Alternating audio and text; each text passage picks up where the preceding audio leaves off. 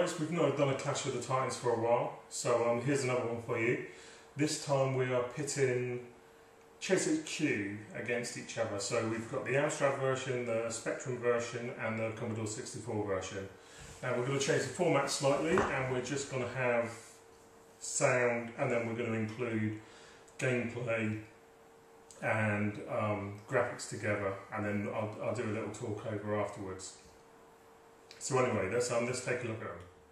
So then guys, this is the Spectrum version.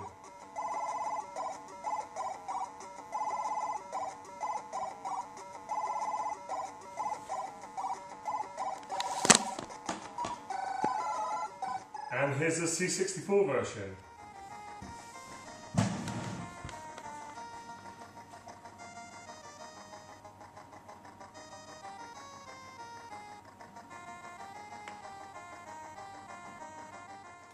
This is the Amstrad version. So then, as per usual, there's no sound with the Amstrad.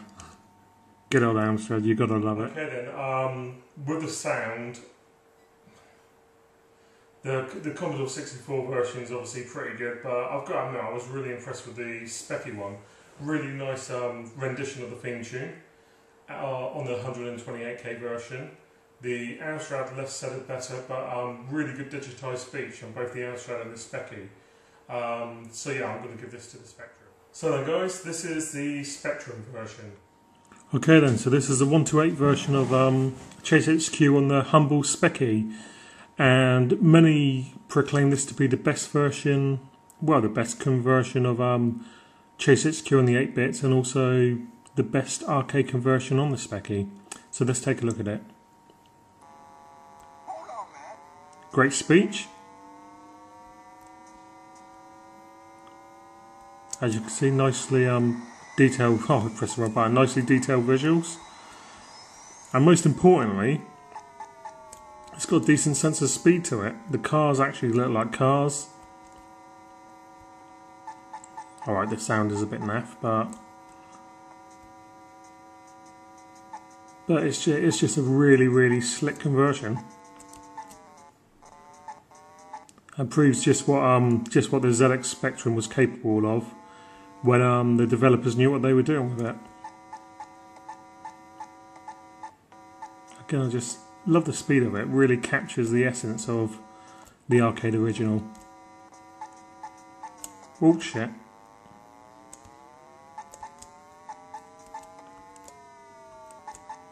Changing gear there. No speech in-game, which is a bit of a shame, but it's pretty damn good, as you can see. Let's use the booster. Nice little bit of speed. And Nancy's there just basically saying if we carry on messing around like this, we ain't gonna we're gonna run out of time. But as you can see, it's got great graphics. Gameplay's very impressive, nice responsive controls. Oh, and here we go, the buzzers come on. We're after the car. Very, very impressive. So this is the Spectrum version of Chase H.Q. And here's the C64 version. Okay then, so this is the Commodore 64 version. Note the ugly car and the way it's got monochrome graphics as the backgrounds, and also notice the complete lack of speed.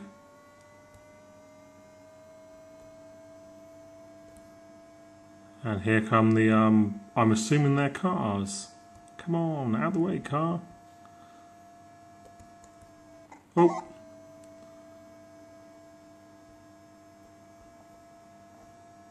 Interestingly, nobody at Ocean can remember who actually coded the C64 version of this game, although they are adamant it was actually in-house and it wasn't outsourced.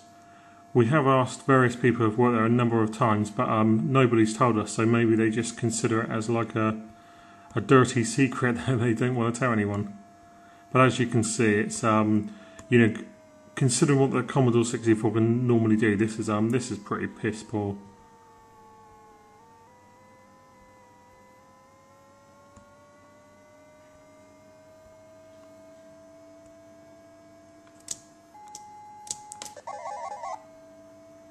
So there you go. That's pretty much all I can stomach of this. Chase H.Q, Tato's hit arcade game as seen on the Commodore 64. And if you did own this back in the day, I feel really sorry for you guys. This is the Amstrad version. So this is the Amstrad version, and I'm going to upset people now because I think this is better than the Specky outing. Now you could argue that the Specky has at least got decent sound and digitised speech. Oh, so is this. Look at that. I've only ever played the 64 CPC 464 version. But, I mean, look at this.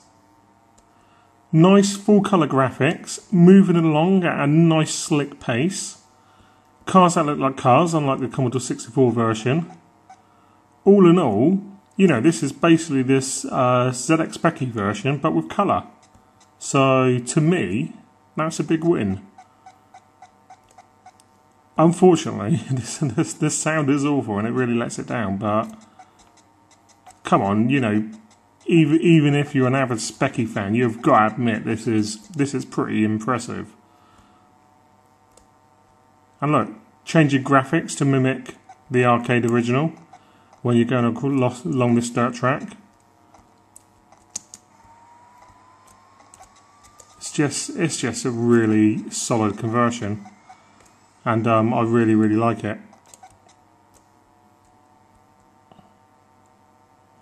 And it's you know, it just compared to Outrun, the travesty that was Outrun on the Amstrad, you know, it just shows that the Amstrad, it always gets a kick in by a lot of people, but it could do some good games, and this is a good little game.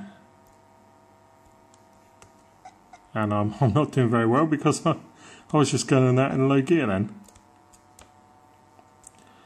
You know, I'm not going to go as far as to say this is the best conversion of Chase H.Q because there's better ones on later systems. But as far as the 8-bit conversions go, I think this is pretty damn good.